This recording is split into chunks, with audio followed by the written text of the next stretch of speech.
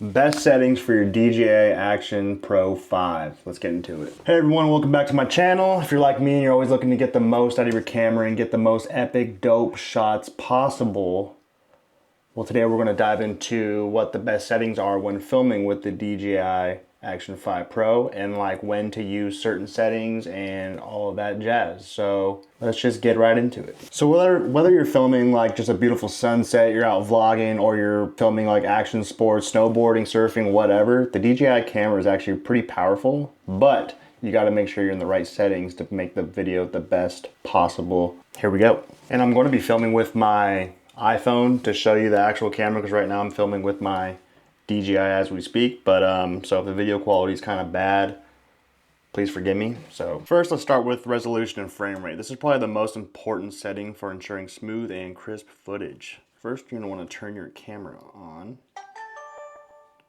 Let's get this to focus here, there we go. Okay, so go to the settings menu and set your resolution to 4K. So you're gonna swipe up from the bottom and see you got 4K 4:3, 4K 16:9, and all these 2.7K and 1080p.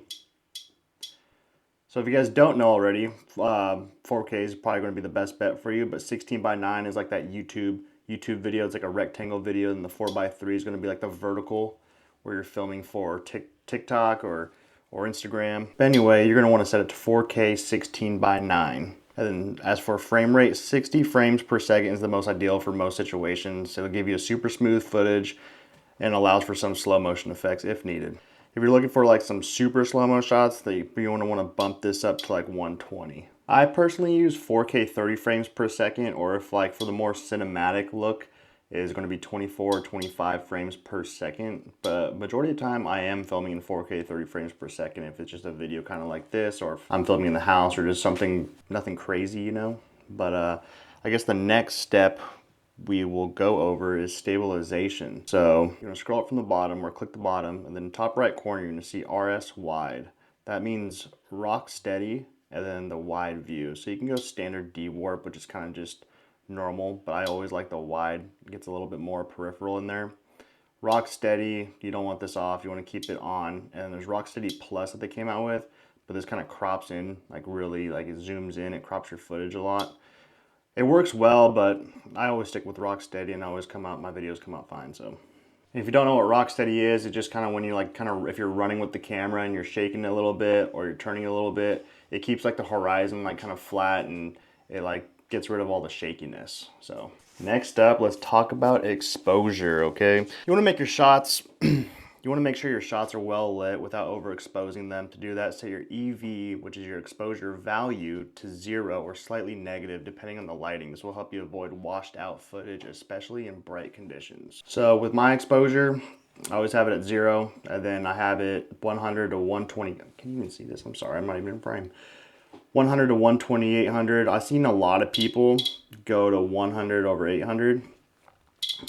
But for me and everything I've filmed, after I color grade and everything always comes out pretty good when I just keep it in auto with 100 over 120, 800, and then the 00 EV. In low light situations, you might want to increase the ISO a bit, but keep in mind the higher ISOs can introduce noise, so try to keep that under 800 if possible. The DJI Action 5 Pro does a great job of handling low light, but it's also best to work with as much natural light as you can. So keep that in mind, guys. And for the white balance, honestly, how I get my best footage is I keep it on auto until I get to wherever I'm filming, depending on the lighting, depending on the time of day, of course, inside or outside. See, right now it's kind of hovering around 4,500 Kelvin. So I'll go and let it like do its thing, and then I'll click manual, then I'll lock it in right there, and then I'll click confirm, then I'll start filming whatever I gotta do.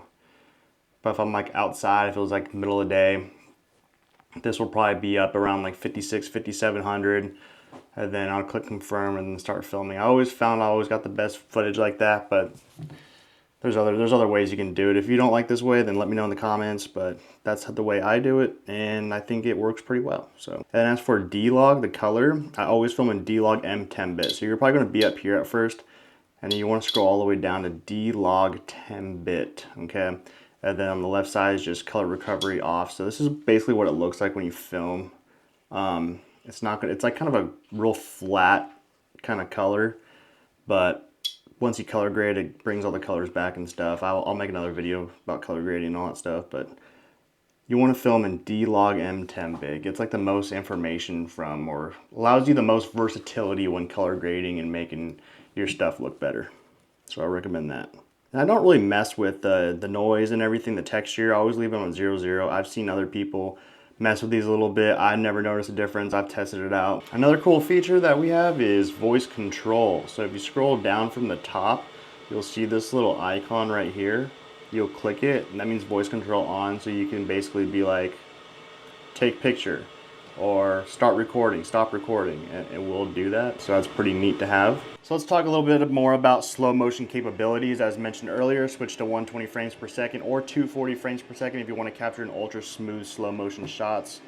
Perfect for high speed activities or creative shots. So like again, if you want to go 240 frames a second, you would have to go down to 1080p. Then you can ramp this all the way up to 240 frames per second, which is really neat. Or you can just stick with 120 frames per second and you can film that still in 4K. So another tip for getting the best shots with your DJI Action 5 Pro, always experiment with your settings depending on your environment and what you're looking to go for. Don't be afraid to try out different frame rates, resolutions, and color profiles to find out what works best for the shot you were trying to do. Also, another little tip, if you guys are looking to do like a hyperlapse or a time lapse, or what the difference is between those. So basically you would go here, this bottom left icon, and super night is super cool at nighttime. It really brightens everything up, like really good. This is one of the reasons why I bought this camera. But if you want to slide all the way over to the right, you'll see time lapse, right? Or if you slide over, where is it? Slide down, does it slide up? Yeah, there we go, slide up. You'll see time lapse and hyperlapse. Hyperlapse is if like you're moving, like you're in a car and you want to like speed the thing. Say you're driving from point A to point B, you want to speed the whole thing up, click hyperlapse. Time lapse, you're going to want to use a tripod, and then there's some presets in here, like if you're doing a sunset, clouds, crowds or whatever, clouds or stars or whatnot. You want to time lapse and have it still on a tripod. And like I said, hyperlapse is kind of when you're moving, or if you're walking places, it'll kind of like zzz, you know, speed it up for y'all. So that's that. And subject tracking, I really don't use, but it kind of keeps like the person or whatever you're filming in the center of the frame or something like that. So there you have it, guys. Those are my go-to settings for the DJI Action 5 Pro. If you liked it and this video helped you at all, give it a thumbs up. Make sure to subscribe. If you don't want to, whatever, you still should. And hit the bell for more tips and reviews. Until next time, keep filming and stay creative. Bye.